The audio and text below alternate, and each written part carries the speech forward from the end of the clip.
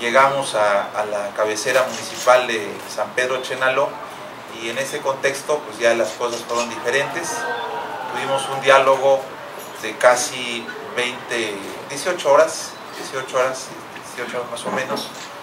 en el que pues ustedes saben que cuando se dialoga con las multitudes pues es muy complicado, porque se somete a votación del sí, del no, y bueno, los temas que se acordaron no solamente fueron estrictos de la vida política y social del municipio, sino también se aperturó una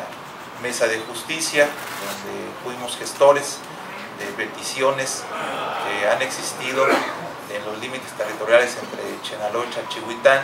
de procesados,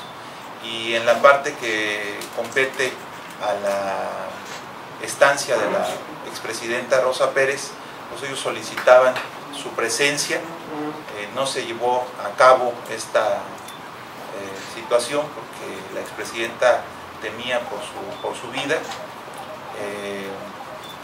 También quiero reconocer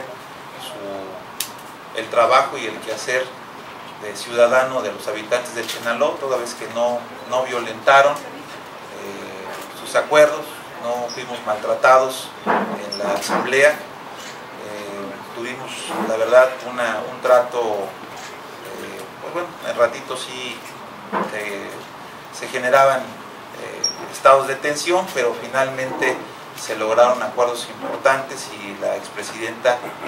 presentó su renuncia de manera voluntaria al no asistir ya a esa asamblea donde estaba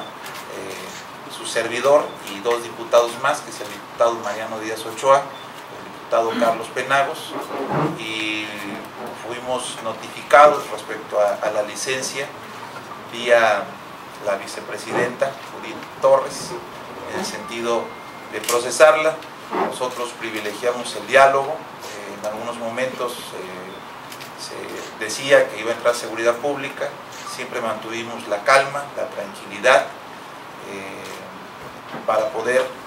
mantener esa paz, porque de lo contrario los resultados hubieran sido